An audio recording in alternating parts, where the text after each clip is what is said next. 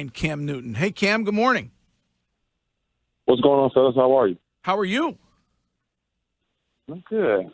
I think I missed this victoriously sore feeling. But other than that, good to go. When it comes to career wins, where do you rank yesterday? It's a win. It's just at the end of the day, you just got to find perspective and, obviously enjoying the moment. But more or less, that's expected here. That's expected in my life. That's expected in the way I carry myself. That's expected in the way I prepare. So it's not as if, we can pop champagne and, get sides for rings. We just got to put things in perspective and get ready to rock and roll. It's a great way to start the season. It was the expected way to start the season. And we're just going to, as Captain Slayton says, upward and onward. I will say that it didn't appear like there were any butterflies. I mean, I know you generally give the butterflies. Were there any last-minute butterflies yesterday? No butterflies at all. I believe in, preparing, and when you prepare the right way, there's no need to, get, nervous of something that you kind of already know what's going to happen. It's just all about reacting. Cam, one of the things that I noticed in the game yesterday, just from watching you play, was it looked like a conscious decision for you when you ran the football to kind of protect yourself and get down, maybe not take unnecessary hits. Is that something that you've been thinking about kind of going into the season, or is that something that Josh McDaniels and Bill Belichick have kind of been instilling into you, is to, hey, protect yourself, get ready for the next play? Well, I just feel like that's how my running style has kind of morphed over the years, and I just feel like I've gotten better at it. From the time that I've gotten in the league until the time that I'm here now. Mm-hmm. And people always see the running amount, but at the same time, the toll on a runner is not the same as a running back, so to speak. I think quarterbacks all alike has this, invisible rule to be able to get down in an open field rather than finish the run as other positions would like to do. So, either I'm the hammer and not the nail, delivering the blow, or at the end of the day, I can get down and, like they all say, live to fight another day. You may not know this about New Englanders yet, but we always look for the negative. So yes, correct. There have been some this morning. Come on with it. There have been some this morning who've been texting in or calling in concerned that it'll be tough for you to make it through the entire season running the ball like you did yesterday. Well, that's just been me. I every year a new discussion comes up about, it's not smart to run, it's not smart to do this, it's not smart to do that. But at the end of the day, I just feel as if whatever necessary way you have to go about winning a football game, that's what you have to do. And, me being an ultimate competitor, if I'm asked to block, I'm willing to do it. If it's asked for me to go run a route, I'm willing to do it. So it's many different ways to attack a defense, and, having a quarterback run is just another added dimension that a lot of teams can't have. But yet through it all, I just got to make a conscientious decision each and every time that I do run the ball, to be smart, not to get kind of ahead of myself and trying to prove a point. And that point being deemed not the smartest thing to do. So, as long as I run and take care of myself and get down when need be, then, I feel as if everything will be okay. One of the things that I thought Josh McDaniels did a great job of was putting you in a position where defensively they couldn't key on whether you were running the football, whether you were handing it off, or whether you were throwing the football. And I thought you threw the ball extremely well. Obviously, you had the opportunity to get in the end zone a couple times, and I seen you throw up the Wakanda Forever representing for Chadwick. But when you think of that game plan, what would you say going into that Josh McDaniels, did a good job as far as making sure you were prepared and knowing that, hey, we're going to do a lot of different things with you, Cam? Well, the thing is, I think Miami's last game in the regular season was with the Patriots. And, they kind of came into this game with the same type of mentality to take number 11 away. So, for us, well, for me, I think we both kind of looked at each other as the game was going on and saying, well, at some point of our career, we needed help, in a way to keep the focus off of me. And when I say me, I'm speaking for Jules and Highway 11. You're speaking for Highway 11. Highway 11. Yeah, he was live in full effect yesterday. But when they don't have enough defenders, in my opinion. If you want to focus on 11, or you want to focus on one, or you want to focus on another receiver, you want to focus on a running back. It just keeps people at a disadvantage of trying to schematically scheme us up. And, Josh did a great job with that. And that's just been a focal point for us preparing in this year, just to take what the defense gives us. And, we'll be okay with that.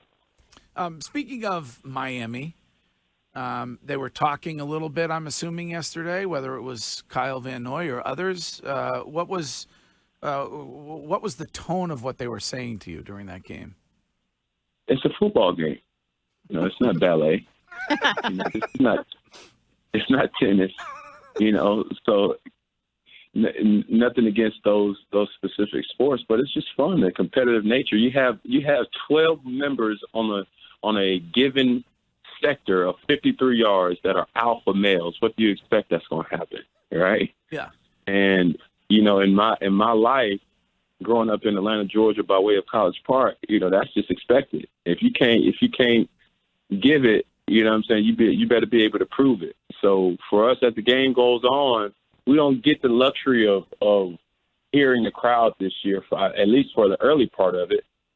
So therefore, you have to find ways to get yourself going, at the end of the day, in some way, shape, form, in a way that how. And for me, I find any person, preferably somebody on the opposite side of the team, that'll keep me competitively engaged. And thanks to those guys that did that. But I mean, grabbing the chain is out of bounds. I mean, one should never grab another's chain.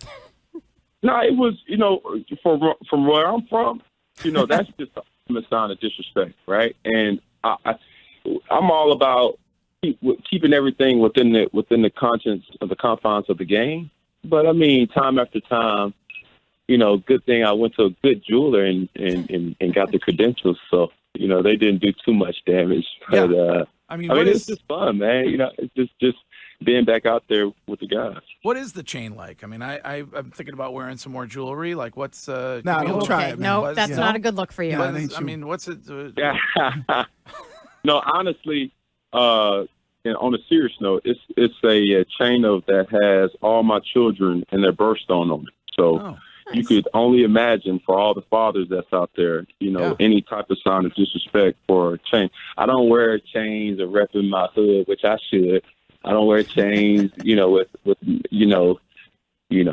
thug life on it, what I'm saying, Superman or things like that. All my chains signify things like that. I'm not a big person of tattoos, so I try to get anything that can commemorate something that's dear to my life, on something that I can wear.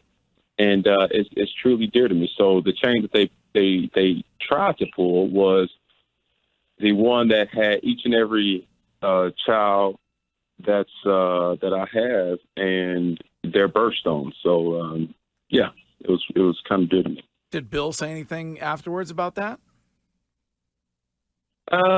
Let's just say Bill was Bill. That means Bill had a little something to say. Kim, one of the things you talk about, where you're from, College Park, East Point, Decatur, I've been to Atlanta. You know what it is. I know what it is, playing out in UGA, a lot of those kids from that area you come, and football is like you have to have a certain swag. You got to be able to kind of talk right. A little bit. And you talk about that. What do you think it is, though, like where some people are not used to this around here, especially when you see their quarterback that has the ability to get up there and say, hey, listen, I'm going to get right in your face with it. So what do you think you have to maybe show to people that obviously you are different from the guy that used to be here before, but that's just, kind of where you're from, and it ain't nothing wrong, but It's just part of the game. I just feel like I'm, above all, I'm the ultimate professional, right? And I think to be cultured is something that you can't buy. It's something that you cannot just go to Walmart, Target, or any one of your local convenience stores and just purchase a culture badge and then you're just equipped with it. Me having the luxury of growing up, like I said, in College Park, where it's predominantly black, and now as my career has kind of blossomed, most people around me are Caucasians, and that doesn't make me kind of hide my black card. If anything, I would want to empower white people, black people alike, just to say, hey man, let's look at where I'm from just a little bit, just like I see where you're from each and every single day.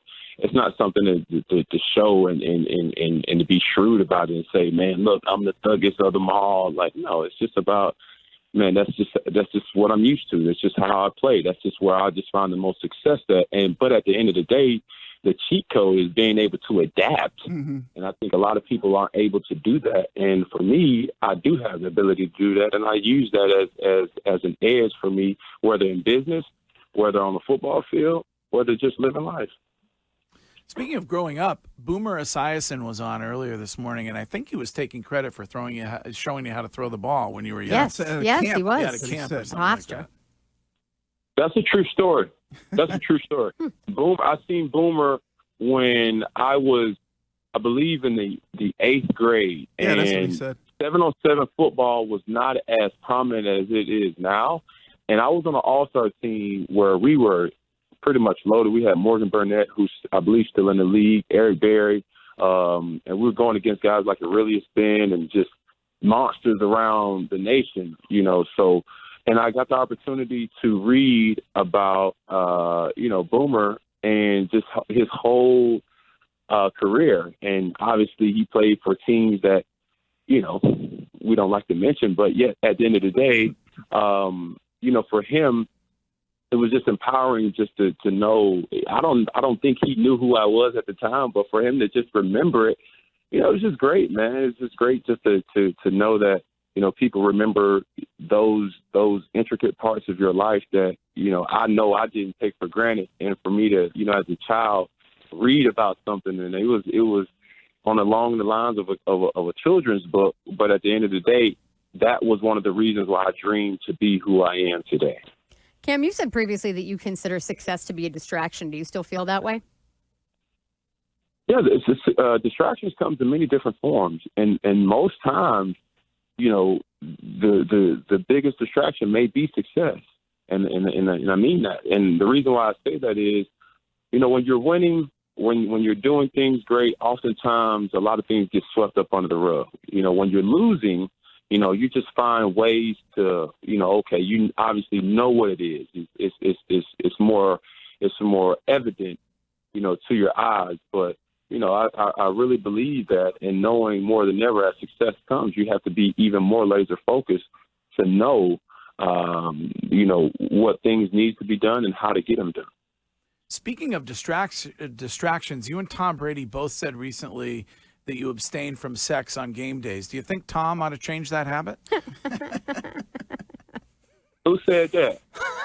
Did you when you said that last year, when you did that challenge, was that April Fool's? Did that turn out to be an April Fool's thing last year? Or were you serious about being celibate for a month? It was I was celibate for a month. That was a challenge that I do on the off season, just to try different things. It serves its purpose, and let's just say that. I mean, more power to you on that one, man. I mean, listen, you're not going to be able to remain celibate if you keep wearing outfits like you wore yesterday. That was fantastic. Yeah, the canary yellow, how do you whistling on them. How do you pick that, Cam, every day?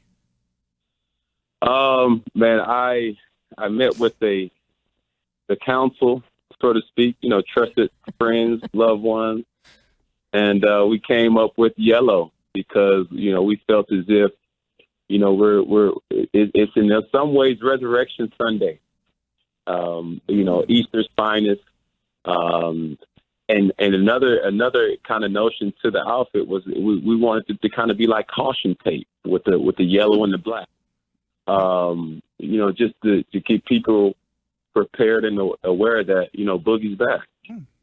I thought like it was it. because of the sun and you shine like one. That what I was thinking. You know what? Hey, we can go different. It was a lot of double entendres, a lot of meanings to the outfit. Either way you want to go. I seen a meme yesterday of the mask, and it's just fun to be able to wear something like that and win. You getting any work done today on that left hamstring? Yeah, I don't know where that came from. I didn't have no hamstring problems. Okay, good. We won, so there means I'm not hurt no more. Now, let me ask you this, Cam, because there was a call yesterday in the game. It was a roughing the passer call, and before in the past, it seemed like you didn't get those calls. Do you think there's any correlation to maybe now you getting some of those calls? And I know it's only the first game, has to do with the fact that Bill Belichick is on your sidelines now as your coach, and he's one of those guys that stays on top of the officials about that. No, I wouldn't say that. I just felt like it was the right call to make, and they made it. Just throughout the game, man, it was just a little chippy, a lot of disrespect, in my opinion, and I think that's why I believe tempers flared. You just don't play the game the way, it was certain displays of playing the game yesterday. You say what you have to say, but the time that you start putting physical, hands on a person, then, we can do whatever you want to do. But yeah, through it all, I believe there was great officiating yesterday, and we just got to, make sure. Well, I just got to make sure that, keeping the composure is something that's at an all-time high moving forward. Cam, you mentioned disrespect. Do you feel sort of disrespected, with regard to, teams that weren't interested off-season wise? I mean, do you have a chip on your shoulder this season? I'll just put it like this. There was a long time off, and there's a docuseries that I do have coming out about 86 nights. And, for any person that has felt forgotten, yeah, I do feel disrespected to a degree. And that's even making me even more loyal and excited, to the Patriots organization for giving me an opportunity. Because a lot of people, who knows, seeing what they saw yesterday or seeing what they have been seeing, probably would have regretted it. But yet it's not for me to be the person to give out, this, that, and the third. I do feel like I wake up ticked off with things to prove to certain people, whether it's players, whether it's coaches, whether it's GMs, whether it's just God didn't bless us with the sun today. You know what I'm saying? So, I don't need too much to get myself going. I'm self-proclaimed a motivator for myself, and that's what I do. So when I play teams that I do know had an opportunity to, come get me, yeah, it's an added advantage to want to go out and do more. What did Mr. Kraft say to you after the game? Yeah, I would just say the whole relationship, from Mr. Kraft, his son, Coach Belichick, Josh, my teammates, man, it's just been therapeutic. Obviously, there were a lot of stereotypes coming into, and I think I mentioned this yesterday. Just with my family members, and I share with you guys. I had two battles that I wanted to, to kind of get go or to achieve yesterday. Number one, I just wanted to win the football game. I think that was the battle. Right, we won the battle, and then I think the war for me was just to get the respect from my teammates, knowing that they have a person that they can trust and depend on. When the times get tough, I believe the drive for the game for us was the response drive when they came and scored and got the 2-point conversion and forced to respond the way we did. That's something that builds character in the team. So, for me, achieving or attaining those two specific goals that I set was something that was truly dear and what my main focus was. And when you talk about the respect thing, I played on a lot of teams where there were guys that I didn't really have respect for, and you didn't really want to catch their back. The one thing I did notice at the end of the game, even when all that scrum was going on, that all your teammates came to your defense, right? And so how does that make you feel as a new player on this team coming into an organization like this, knowing that, hey, in this time of need, all my teammates were right there, right to get in the middle of it and go and basically be part of whatever was going to go down? Right. I'll say it like this. I hate for it to have showed itself the way it did, but God works in mysterious ways. And for me to even see that alone, just, makes this whole transition even more. And any time that I have an opportunity to prove not only to this team, but to this fan base that, I'm the right, selection for this opportunity, I want to prove it. And whether it's fourth down, whether it's 1st and 10, whether it's, the game on the line or just going into a game, I just want to make sure that I have everybody's confidence that I need, especially in that locker room, to know that I can get the job done and will get the job done. The quarterback question of the week for Cam Newton is brought to you by Northeast Men's Health, with offices in Dedham near Legacy Place and in Salem, New Hampshire. Northeast Men's Health, the experts in men's sexual health, northeastmenshealth.com. Curtis, you have the question of the week? Cam, when you mentioned your family, when you talk to family and friends, how do you describe playing for Belichick? You were with Ron Rivera for the rest of your career in Carolina. What is the way you describe him when people close to you ask how it's been playing for the Patriots? That's a complex answer, or question to me, but I think the thing that people must know, he makes even the smartest players more cerebral. And with that being said, we go over situational football each and every single day, and there's no point in time where he cannot stop something and teach you something. He's the ultimate teacher. And I just respect that. I just feel as if, I didn't know what to expect coming in here. You hear stories, and I just been blown away by his professionalism to, adapt on the run. In game, there was a lot of in-game adjustments yesterday, and that was something cool to watch and see. But the preparation leading up into it, we do a lot of self-scouting here, and self-scouting means, if we just focus on our fundamentals and focus on how we can become better, that helps in itself. And that's something that's just blown me away, knowing that I just got to be the best version of me, and knowing that the person that's next to me that I'm relying on, from Highway 11 to Doughboy to Dirty Dave to Smoking Joe to Winnie the Pooh to Freemason, the Buzzo, it's just a lot of them that go down the list. Of Berkey, the twin number 1, twin number 2. Who else? Everybody's going to be coached the same.